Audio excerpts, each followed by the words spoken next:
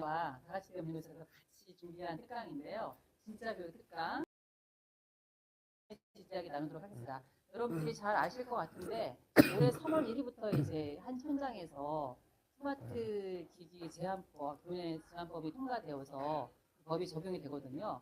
그것이 이제 어떻게 좀 잘 적용이 될 수 있을까에 대한 고민이 많이 있고, 그다음에 지금 AI 시대에 너무 많은 디지털 그런 어떤 교육에 의해서 학생들이 인간에 대한 어떤 교육, 관계 이런 것들이 굉장히 많이 부족한 상황입니다.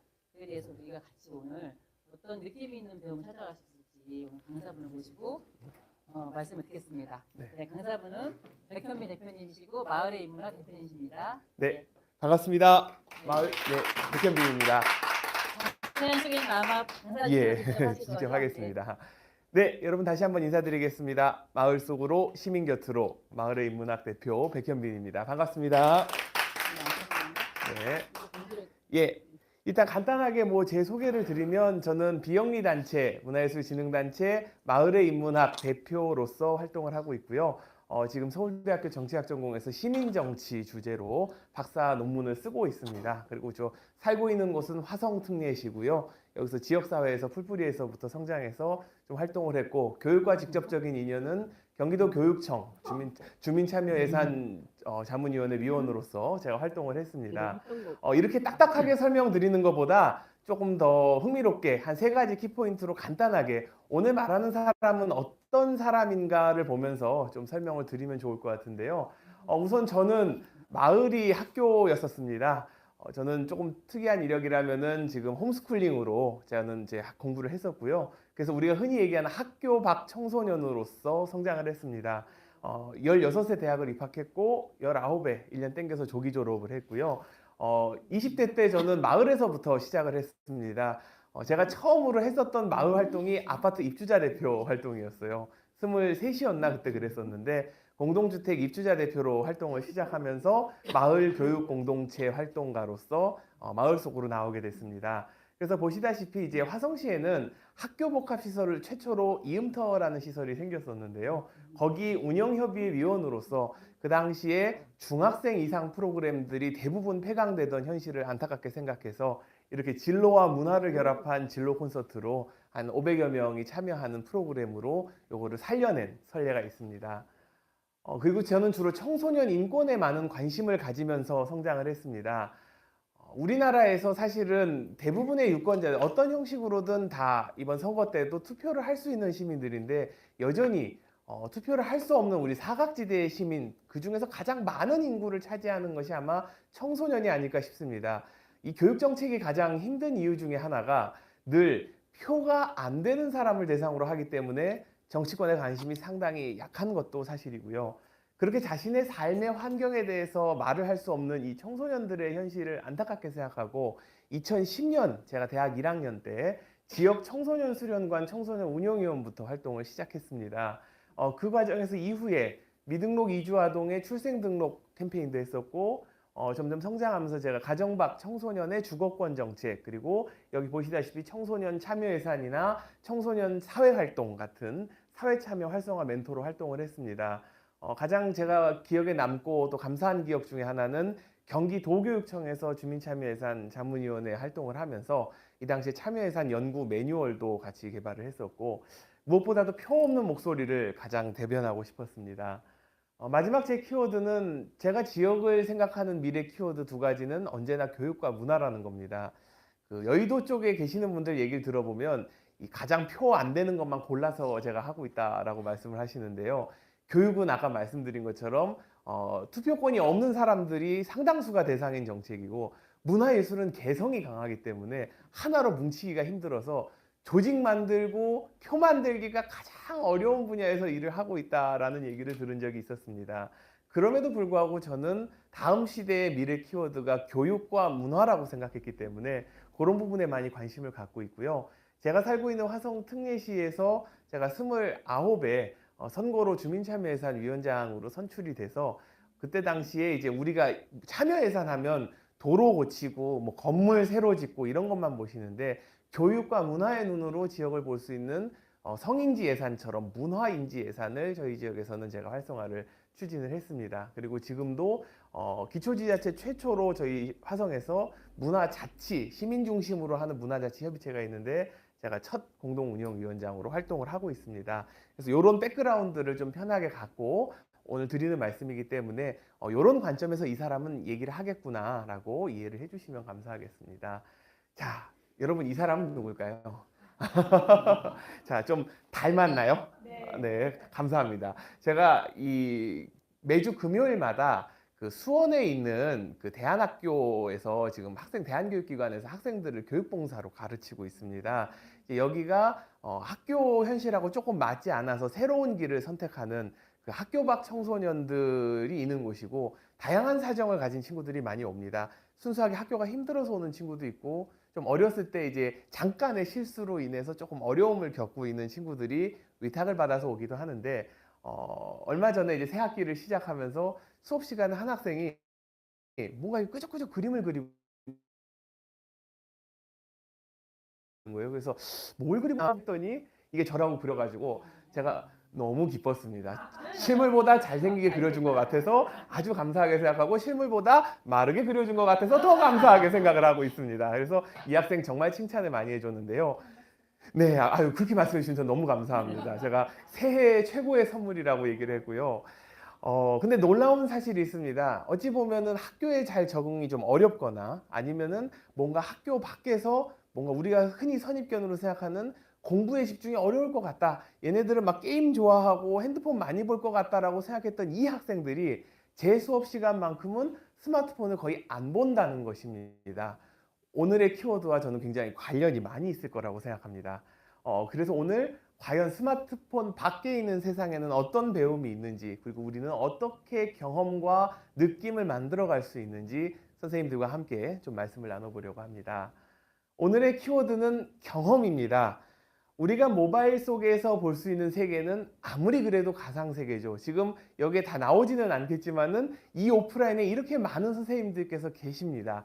자, 우리가 여기서 현실에서 느끼는 것과 아마 화면에서 보는 게 또 다를 수 있겠죠. 아마 이 현장에 오시면 앞으로 더 이 다같이 배움 연구소에 오시면은 훨씬 더 생생한 현장을 많이 보실 수 있을 것 같은데 이 오프라인 속의 현장의 생생함을 우리가 어떻게 호흡하고 느낄 것인가? 저는 그것이 바로 경험과 관련이 있는 문제라고 생각을 합니다. 좀 질문을 드리겠습니다. 여기 대부분은 지금 제가 보니까 평균적으로 한 30대에서 40대 정도 우리 선생님들이 계시는 것으로 지금 보이는데요. 네, 30대에서 40대 선생님들이시니까 충분히 아실 수도 있고, 이제 2030, 저랑 같은 30대이시니까 아실 거라고 생각합니다. 자, 선생님들께 가장 인스타그래머블한 장소가 어디신지 혹시 화면을 보시고 계시는 우리 선생님들께서도 계신다면 댓글로 남겨주셔도 좋을 것 같고요. 자, 좀 여쭤보겠습니다. 우리 혹시 우리 홍재남 대표님께 가장 인스타그래머블한 장소는 어디이신가요? 그래요, 이거 어려운 질문을. 네, 우리 30대시니까 답을 하셔야 됩니다. 네. 인스타그램. 네, 맞습니다. 그 인스타그래머블 하다는 게 여러분 어블하다, 에이블 이렇게 얘기하는 뭐 가능하다라는 거잖아요. 왜 우리가 그냥 인스타그램에 맨날 신문 기사 이런 것만 캡처해서 올리면 조회수가 안 나옵니다. 근데 인스타그램에다가 어디 카페 가가지고 어디 맛집 가가지고 그거 찍어서 올리는 걸 많이 느끼는데요. 그래서 혹시 인스타그램에 자랑할 만한 사진을 자랑할 만한 그런 장소에 가보신 적이 있는지 이게 바로 우리가 청년들이 이야기하는 인스타그래머블한 장소입니다. 그래서 혹시 좀 생각나시는 장소 있으면 우리 한두 분만 말씀 듣고 넘어갈까요? 자, 여러분께 가장 강가에 있는 카페 좋습니다. 네, 그리고 혹시 또 다른 장소 있으실까요? 성수동 카페, 네, 딱 공감이 됩니다. 강가에 있는 카페, 성수동 카페, 물이 보이는 카페이고 또 성수동 카페는 어떤 점이 또 매력이 있으셨을까요? 네.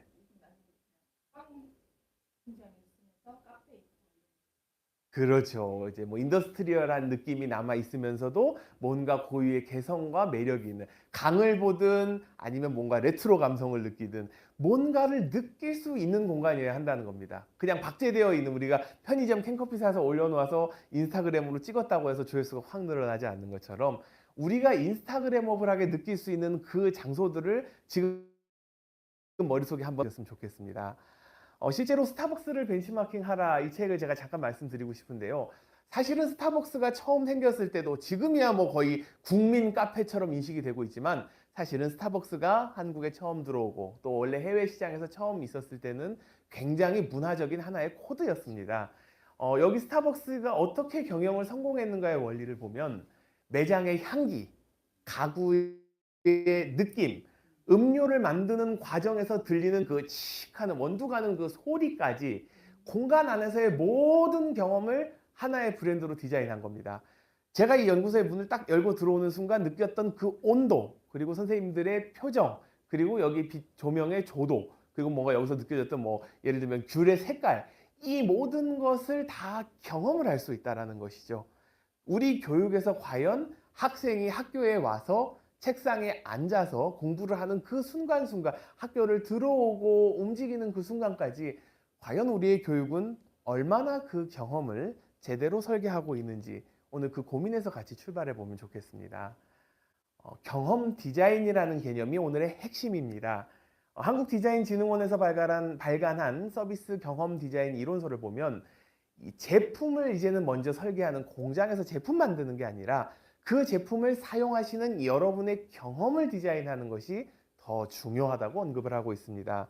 사용자가 제품을 왜 쓰는가에 대해서 관심을 갖고 사용자가 갖고 있는 의도와 그 제품을 쓰는 관계에 초점을 맞추는 거, 그리고 그 제품을 마음으로 몸으로 직접 만져보고 느낄 수 있는 거에 초점을 두는 디자인이 경험 디자인이라고 하는데요. 자, 요거를 만약에 우리 교육에 한번 적용을 해보겠습니다. 교육의 사용자, 학생이 제품 사용이 아니라 교육이라고 제품을 교육으로 다 바꿔보겠습니다. 이 학생이 교육을 왜 받는지 이유에 초점을 두는 디자인, 받는 의도와 공부 사이의 관계에 얼마나 초점을 두고 있는가, 학생이 공부를 할 때 그 공부에 몸으로 마음으로 얼마나 다가갈 수 있을 것인가, 이것을 묻는 디자인이 바로 교육에서의 경험 디자인이 되겠죠. 이 경험을 어떻게 설계해 가느냐에 따라서 학생들은 그 공간에서 단순히 교과서를 암기하는 것이 아니라 배움이라는 삶의 경험을 하게 된다고 저는 생각합니다. 크게 세 가지 틀로 나눠서 볼 수 있을 것 같은데요. 이 경험 디자인의 첫 번째 핵심은 자아입니다. 근데 제가 여기서 자아를 셀프라는 단어를 쓰지 않고 페르소나라는 단어를 썼는데요.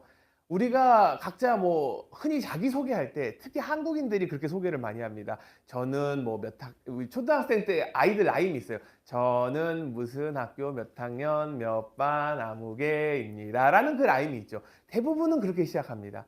그리고 이제 사회에 가서도 무슨 직장에서 제가 일을 하고 있고 뭐 어디 과장이고 부장이고 본부장이고 뭐 이런 식으로 얘기를 합니다. 그리고 뭘 졸업을 했고 뭘 전공을 했고 얘기합니다. 그거는 엄밀히 말하면 우리가 그냥 명함에 쓰는 자신인 거죠. 그런데 우리는 어떤 순간에는 엄마 아빠가 되기도 하고 뭐 아들 딸이 되기도 하고 아니면 되게 편한 친구 앞에서는 또 상황이 달라질 수도 있고 너무나 다양한 자아가 있다는 거죠. 교육에서 경험을 제가 강조한 이유는 바로 그겁니다. 경험 디자인의 첫 번째는 디자인하는 사람이 그 경험하는 사람의 자아를 미리 예상하고 다양한 자아를 상상해 보는 것입니다. 그러니까 그 학생이 예를 들면 교육이 이 시간에 학생으로 앉아 있는 거, 또 누군가의 친구로 앉아 있을 수 있고 누군가의 아들 딸로 앉아 있을 수 있는 그 다양한 자아, 어찌 보면 다양한 가면을 쓰고 살 수밖에 없는 우리를 상정하면서 가는 것이 바로 이 페르소나를 상상하는 것입니다. 그래서 제가 가면의 이미지를 갖고 왔는데요. 한 반에 몇 학년 몇 반 몇 번으로 앉아 있다고 생각하는 것이 아니라 그 친구는 이 순간 어떤 페르소나로 이 교실의 책상에 앉아 있는가를 이제 같이 고민하는 교육으로 가보자는 말씀을 드린 것입니다.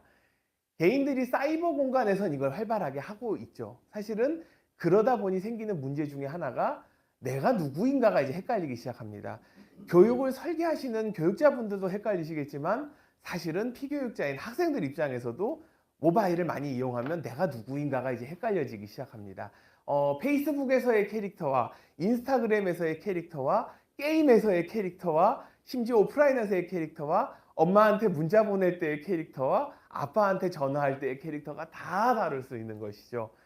그럼에도 불구하고 이제는 사람들이 이 모바일 세계에서도 자아실현의 목표, 내가 누구이고 무엇을 하고 싶은가를 하나로 통일해가는 과정들이 있다라는 것입니다. 저는 이 스마트폰 세계에서 바로 이 부분에 주목을 한다면 스마트폰을 효과적이고 그리고 적절하게 사용할 수 있는 방법을 찾을 수 있다고 생각합니다. 저도 이렇게 뭐 SNS를 운영하고 있는데요. 가끔 그런 생각을 합니다. 제가 이 페이스북에 또 인스타그램에 올리는 여러 가지 뭐 블로그에 올리는 글들이 있을 텐데 거기에 있는 제가 100% 가장 솔직하고 진정한 자아인가라는 생각을 합니다. 예를 들면 오늘 오는 길에 너무 추웠다라는 걸 느끼는 대중교통 이용자로서의 저라는 자아도 있을 것이고, 그리고 여기서 제가 뭐 이제 이따가도 뭐 말씀을 나누겠지만 말씀을 나누면서 그냥 개인으로서의 자아도 있을 것이고, 여기 또 특별히 저랑 또 우리 합창단 같이 하시는 우리 선생님들도 이렇게 참석을 해주셨는데요. 보기보다 제가 노래를 못하지는 않습니다. 네, 잘한다고는 안 했습니다. 그래서 합창단을 하는 단원으로서의 저도 너가 있을 것입니다. 과연 어디에 있는 자아가, 어디에 있는 페르소나가 진짜 나의 페르소나인가를 정확하게 분석하는 것. 기업은 이거를 하루 종일 고민합니다. 왜냐하면 소비자의 마음까지 읽어내야 제품을 이제 구매할 수 있기 때문에. 그런데 과연 우리 교육의 현장에서 이것을 얼마나 우리가 같이 고민하고 있는지는 같이 좀 토론을 해보아야 할 주제일 것 같습니다. 다양한 정체성의 시대라고 하죠. 제가 아까 페르소나를 말씀드린 것처럼 그 수많은 페르소나 속에서 책상에 앉아 있는 저 학생의 페르소나는 어떤 페르소나일까? 어떤 정체성일까? 이거를 발견하는 것이 저는 중요하다고 생각합니다. 모바일을 가장 염려하시는 이유 중에 하나는 청소년들이 건강한 자기 자아를 형성해가는 과정에서의 문제를 또 걱정하시는 교육자 선생님들이 분명히 많이 계십니다. 바로 이 부분 때문이라고 생각합니다. 나는 누굴까에 대해서 본질적으로 헷갈릴 수밖에 없는 거. 모바일 속의 세상이 전부인 줄 알았는데 사회생활을 하고 나중에 학교를 더 뭐 상급 학교를 진학하고 회사를 가게 됐을 때 나는 누구인가에 대해서 청년들이 다시 질문하게 되는 순간이 옵니다. 과연 나의 정체성은 무엇일까? 이 고민을 줄여가는 것이 바로 올바른 스마트폰, 올바른 모바일 교육의 방향이 아닐까라는 말씀을 좀 드리고 싶습니다. 이런 기사 많이 보셨을 겁니다. 사실 청소년들도 스마트폰에 대해서 스트레스를 받고 있습니다. 여기도 나온 이야기, 뭐 과학 전문지 네이처에 나온 이야기이긴 하지만 실제로 뭐 영국의 사례이지만 한국에도 비슷할 거라고 생각합니다. 청소년들이 불안과 우울증을 겪을수록 SNS에서 더 많은 시간을 보낸다라고 이야기하는데 그 SNS가 다시 또 스트레스를 만들어가는 게 있습니다. 예를 들면 우리는 사실 사회적으로 사회 통계상 보면 뭐 상류층과 중산층 그리고 이제 저소득층의 기준들이 있는데 모바일만 보면요. 다 대한민국 사람들은 반포 사는 줄 알고 대한민국 사람들은 다 벤틀리 끌고 다니고 저 마이바흐 끌고 다니는 줄 알 것 같아요. 근데 사실은 정말 그렇습니다. 우리가 SNS를 보면 그 화려함 속에서 나는 잘못 살고 있는 건가? 나는 경제적으로 너무 가난한 사람인가? 아니면 뭐 다 거기에 있는 모든 애들이 다 서울대 간 것처럼 얘기해요. 근데 다 그런가? 사실은 SNS 속에서 청소년들조차도 비교로 스트레스를 받고 있고 경쟁 속에서 더 피곤해지는 거죠. 학교에서도 학원에서도 경쟁을 하는데 모바일에서까지 경쟁을 해야 되는 피로감에 대한 문제의식은 아이들 스스로도 갖고 있다라는 말씀을 드리고 싶습니다. 저는 첫 번째로 첫 부분을 정리하면서 그 말씀을 드리고 싶습니다. 온라인은 자아를 발견하는, 이 자아 페르소나를 발견하는 그 데이터를 찾는 수단이 돼야 된다고 생각합니다. 온라인의 컨텐츠를 사실은 어거지로 너 핸드폰 뭐 하루에 1시간만 봐 한다고 아이들이 절대 1시간만 보지 않습니다. 그리고 현실적인 문제지만 아이들은 지금 이 시간에도 온라인에서 자아를 찾습니다. 내가 누구인지를 다양한 기사를 보면서 찾아가고 있을지도 모르고 다양한 자료를 보면서 요건 딱 내 스타일이네 하면서 자기 자신을 끊임없이 발굴하고 있는지도 모릅니다. 그거 자체를 차단해 버린다는 건 자아를 성찰하는 시간의 절반을 줄이는 겁니다. 옛날에 여기 계시는 선생님들은 아마 책을 통해서 우리가 마음의 양식이라고 하는 책을 통해서 자아를 발견하신 분들, 뭐 인생의 책을 찾아서 하신 분들이 있으실 겁니다.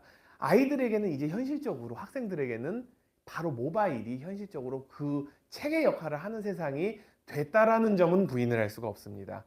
그런데 그 온라인 컨텐츠에서 끝난다면 마치 책을 읽고도 아무것도 남는 것이 없고 아무것도 익히는 것이 없다면은 공부는 열심히 했는데 말 그대로 뭐 법학 지식은 열심히 알고 있는데 그거에 대해서 사람에 대한 공감이 없어서 정말 영혼 없는 법관이 되는 사람들처럼 우리 많이 보셨을 겁니다.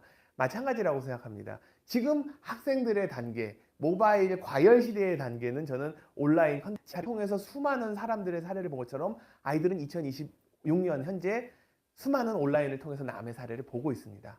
그런데 도대체 나는 누구이냐를 찾기 위해서는 이것이 일상에 경험하고 반드시 교차가 되고 접목이 되어야만 비로소 진정한 자아를 찾을 수 있다는 겁니다.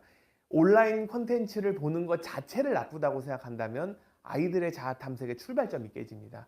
그런데 어른들이 가장 걱정하는 건 그거죠. 이것만 본다고 해서 훌륭한 사람이 안 된다. 왜 걱정하신 이유도 이해됩니다. 바로 그것이 일상의 경험과 연결이 되지 않기 때문입니다. 아이들이 이거를 연결하기 위해서는 온라인과 오프라인을 뛰어다닐 수 있는, 넘나들 수 있는 인재가 될 수 있도록 교육과정도 사실은 변화해야 된다고 저는 생각합니다.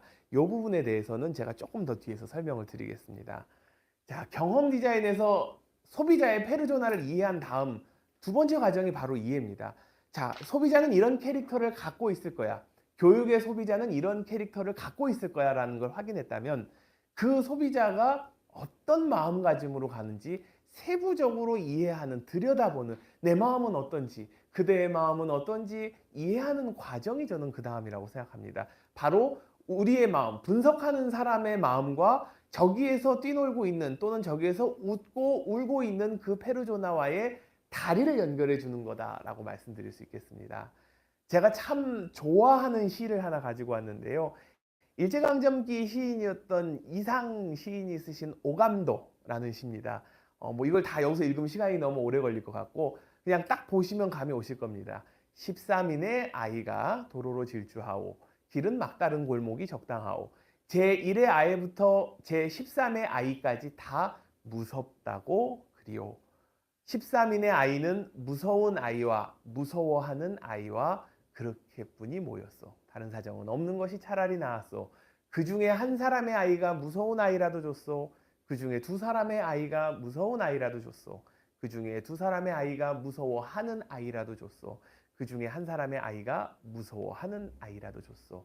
길은 뚫린 골목이라도 적당하오. 13인의 아이가 도로로 질주하지 아니하여도 줬소. 2026년의 청소년과 청년들의 마음가짐을 가장 저는 잘 설명하고 있는 시라고 생각합니다. 13명의 아이들, 뭐 왜 13명인지 뭐 여러 가지 해석들이 있지만 그것보다 여기에 아이는 두 가지입니다. 무서운 아이가 있고 무서워하는 아이가 있어요. 우리 모두 누군가에게는 무서운 아이들, 정말 우리 MZ 세대가 온다 하면 막 이제 어른들이 겁을 내시는데 맞아요. 그 무서운 아이들이기도 하지만 그 친구들 자체도 본인이 지금 이 시대의 변화에 무서워하는 사람들일 수 있다는 것입니다. 이 공감이 먼저 이루어져야 비로소 그 다음에 그 각 청소년의 또는 아이들의 페르소나를 놓고 대화가 가능해진다라는 것을 좀 말씀을 드리고 싶습니다. 로버트 퍼트남 사회학자 로버트 퍼트남은 두 가지 종류의 사회적 자본을 얘기했습니다. 우리가 한때 막 사회적 자본, 사회자본 이런 얘기를 하면서 되게 많이 익숙해졌어요. 마을 공동체 활동하시는 분들, 뭐 교육이나 시민사회에 계시는 분들, 너도 나도 시민사회에서 너도 나도 사회적 자본 사회자본 말씀하십니다. 그런데 이거 원래 얘기했었던 로버트 퍼트남이 말했던 사회적 자본은 두 가지 종류였습니다. 첫 번째는 바로 우리가 흔히 익숙한 사회적 자본은 사람들하고 어울리면은 갈등 비용이 줄고 부가가치가 창출된다는 건 주로 첫 번째 결속 자본으로 얘기를 많이 했습니다. 이것은 비슷한 특성을 가진 사람들 간의 연결을 통해서 발생하는 거겠죠. 그런데 사회적 자본은 한 가지가 더 있습니다. 나와 다른 특성을 가진 사람들과의 연결을 통해서 발생하는 사회적 자본이 따로 있다는 것이죠.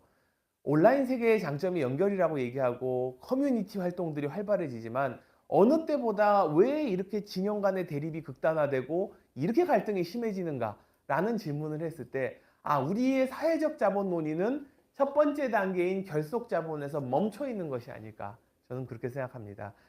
이 모바일 세계는 사실은 알고리즘에 의해서 그리고 우리가 흔히 얘기하는 확증 편향에 의해서 진보는 진보의 컨텐츠를 더 보게 되고 보수는 보수의 컨텐츠를 더 보게 될 수밖에 없는 것이죠.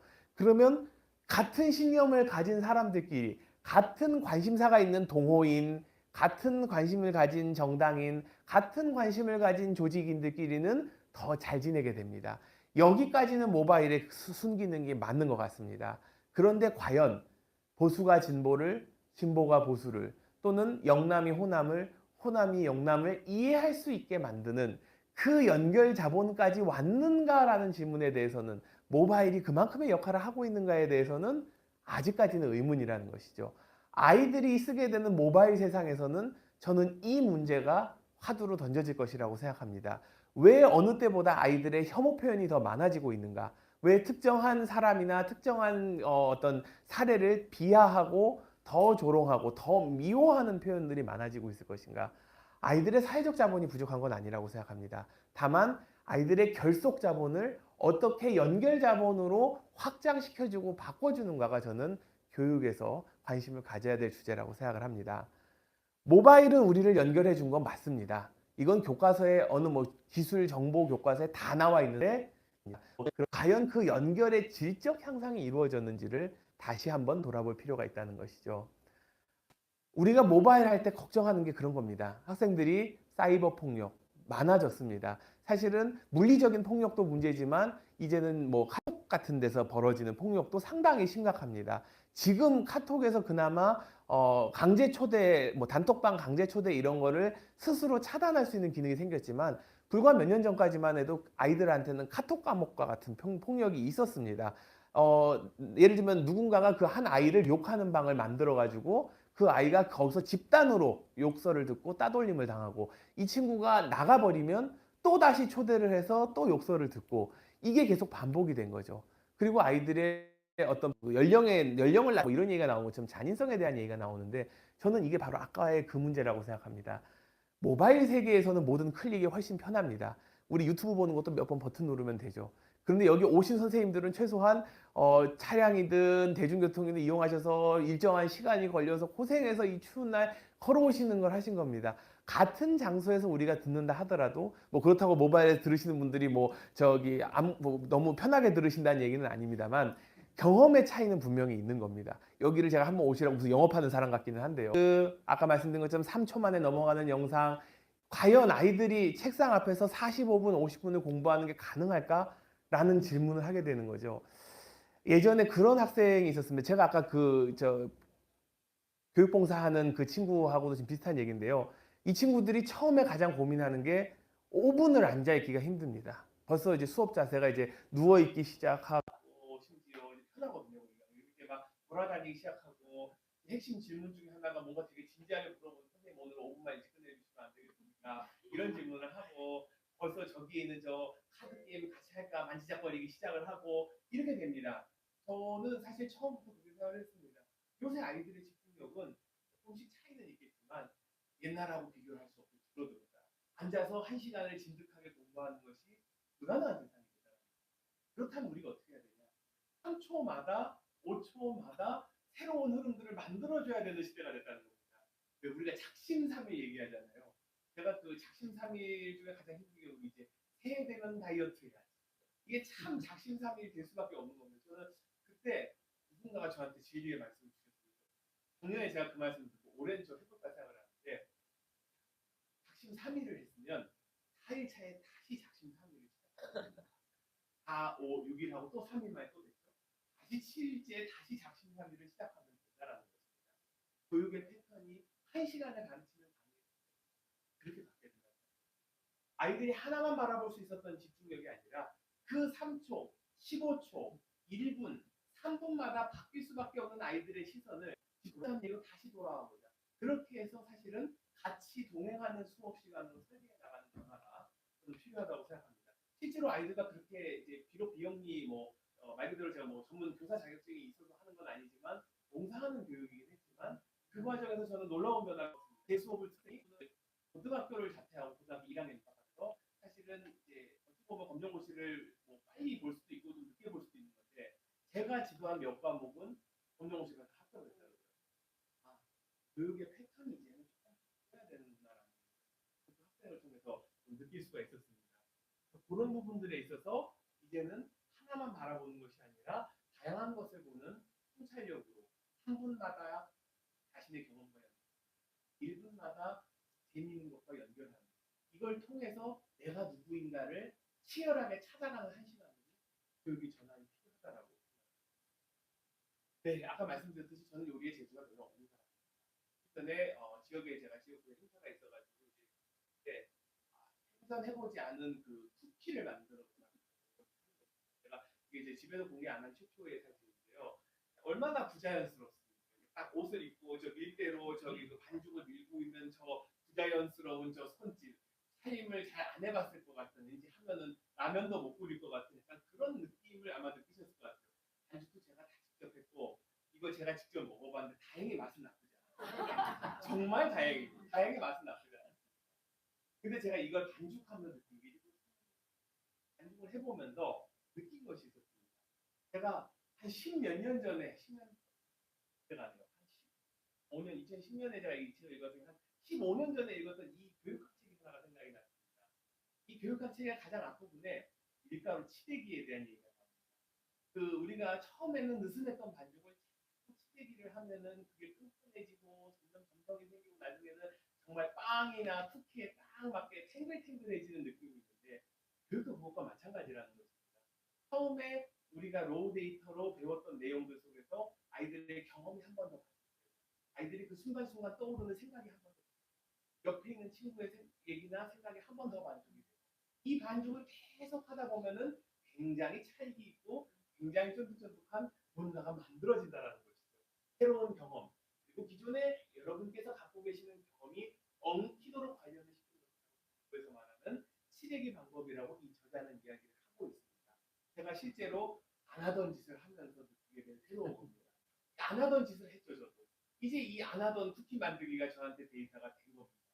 이제 제 삶에서 언젠가 또 빵을 만들고 쿠키를 만들 일이 또 생기고 이제 집에 실험으로 드실 식구들이 있기 때문에 실험용으로 갖다 드릴 사람들이 있기 때문에 좀 저도 반복적으로 얘기를 하게 되지 않을까 그 현장이 되지 않을까라고 개인적으로 고민을 해봤습니다. 지금의 대부분의 평가는 상대평가와 첨가평가가 많습니다. 우리가 이제 학교 생활기록부 학종 전형을 도입한 것도 뭐 저도 이제 사적으로는 뭐 입시 컨설팅이나 이런 그 사교육의 현장에도 있었던 입장이기 때문에 있고 좀 어느 정도 관련이 있는 입장이기 때문에 이 학종 제도는 제가 굉장히 예의주시해서 보고 있는데 그런 부분들이 있습니다. 확실히 옛날처럼 시험에 성적 매길 때보다는 아이들이 다양한 경험을 하고 다양한 그 연구를 하고 자기 데이터를 찾아오는 것은 맞습니다. 그런데 문제는 그 자기 데이터를 찾아오는 학생부 종합전형조차도 결국은 상대평가이기 때문에 또 옆 사람과의 비교를 통해서 만들어질 수밖에 없는 문제라는 것이죠. 마찬가지로 총괄평가라는 수능이라는 큰 변수가 있기 때문에 아이들의 데이터는 굉장히 제한됩니다. 학생부 종합전형에서 크게 나타나는 두 가지 현상이 중위권 학생들이 교과서에 철저하게 의존을 해서 교과서 위주의 내용만 거의 다 담을 수밖에 없는 현실. 아니면 반대로 상위권 학생들은 너무 욕심이 과해서 경쟁을 하다 보니까 무슨 고등학생들이 막 해외 논문을 찾아가지고 그거를 막 여기다가 참고 문헌으로 집어넣어야만 직성이 풀릴 것 같은 정말 제가 말리고 싶은 그런 학생들이 생기는 거죠. 정해져 버리는 거예요. 그리고 설계 공모나 이런 것도 최저가 입찰 형태로 되는 게 많습니다. 비리를 방지하기 위한 거라는 취지는 충분히 이해를 하지만 그렇기 때문에 지금 우리 교실이 일제시대에 칼 차고 들어오는 선생님이 단상 위에 서서 일방적으로 아이들을 한 사람만 바라보는 이 설계에서 지금 거의 변하는 것이 없습니다. 뭐 최근에 서울의 신길중학교나 아니면은 세종시의 해밀학교 이렇게 초중고등학교 묶여 있는 그런 것처럼 커뮤니티 학교나 체험형 학교처럼 건축의 외형을 조금씩 바꿔가는 어려운 시도들은 있음에도 불구하고 이제 공간 자체가 사실은 이제 수평적으로 소통하고 또 다양하게 체험할 수 있는 공간이 없는 거죠. 예를 들면 학생들이 교실 고교 학점제랑도 연동이 될 수 있을 것 같은데 반을 옮겨 다니면서 어디서는 정말 스마트폰 없이도 좀 지낼 수 있는 시간이 한 시간은 있어야 되는 거고 이렇게 설계 자체가 저는 바뀌어야 된다라고 생각합니다.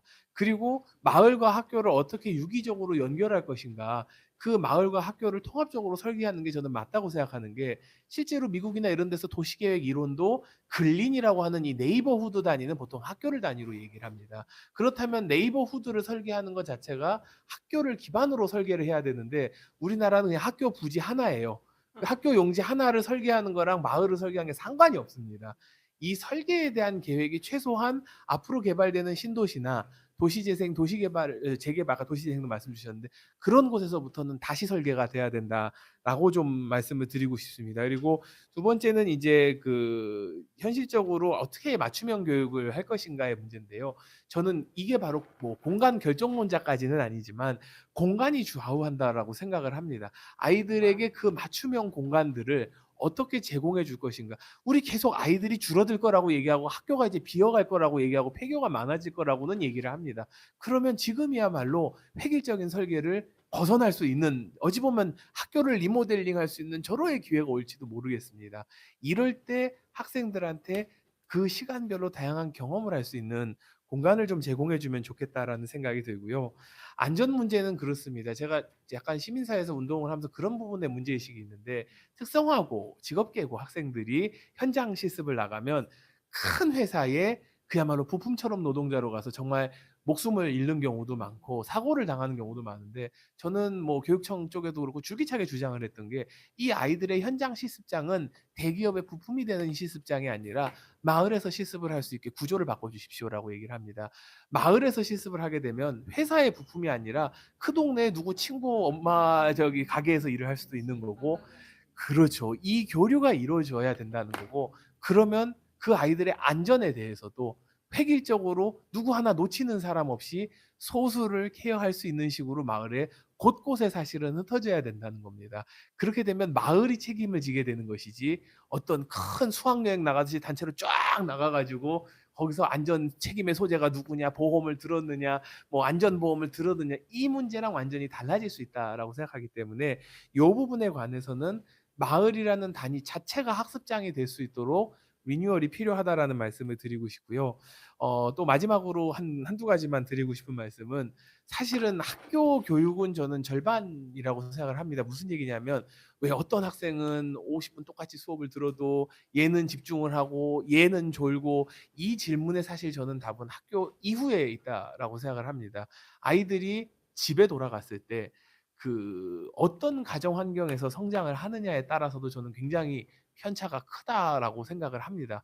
그러면 이 부분은 결국은 부모님들이 같이 움직여 주셔야 되는 문제인데 안타깝게도 여기 계시는 학부모님들과 달리 제가 또 밖에서 경험한 또 적지 않은 학부모님들 중에는 학교를 약간 타가소로 생각하시는 경우도 솔직히 있습니다. 그러면 아이를 맡겨놓으면 된다라고 생각하는데 아이를 성장하게 해야 되는 입장에서는 사실은 학교도 마을도 학부모도 같이 고민을 하고 그래서 제가 아까 말씀드린 것처럼 교육과정도 같이 설계를 해야 된다라고 말씀을 드렸는데요.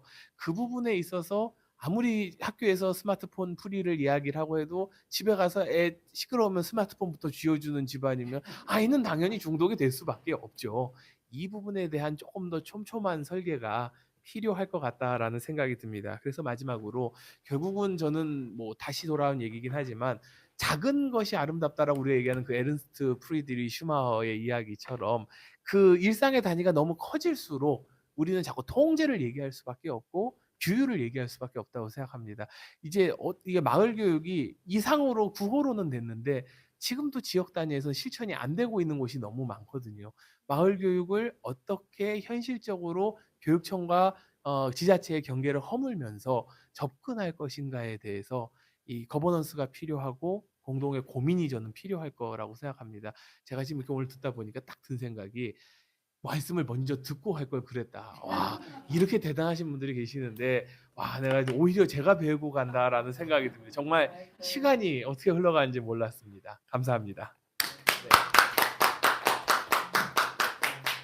네. 오늘 진짜 강의해주신 백현빈 선생님도 너무 좋은 말씀 많이 해주셔서 감사하고요. 여기 오신 분들도 정말 한 분 한 분을 다 강사로 모셔도 되겠다 하는 말씀을 해주셔서 저도 많이 이제 함께 느꼈습니다. 저희가 이렇게 고민하는 것도 사실은 아이들을 잘 성장시키기 위한 거잖아요.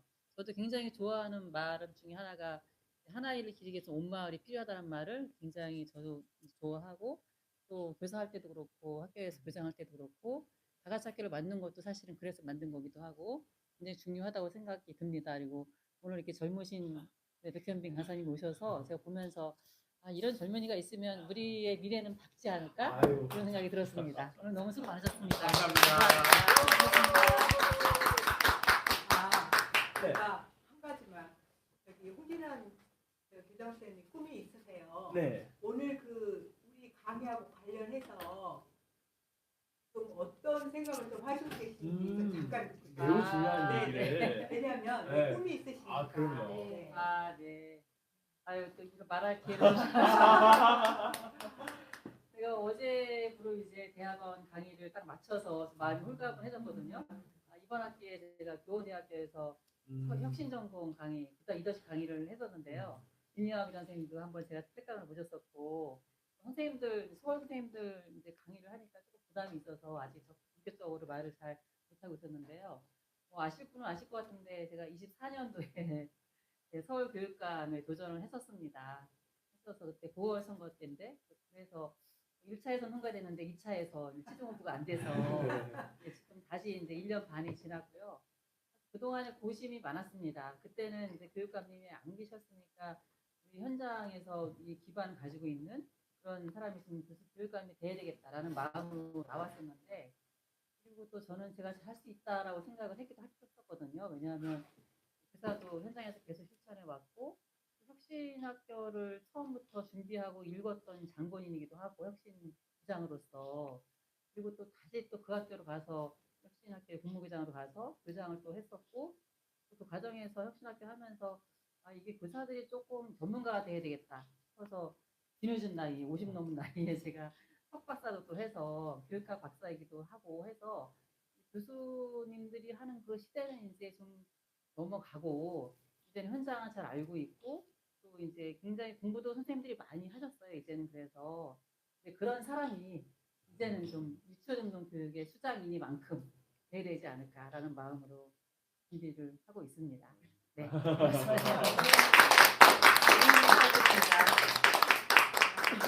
수고 많으셨습니다. 감사합니다.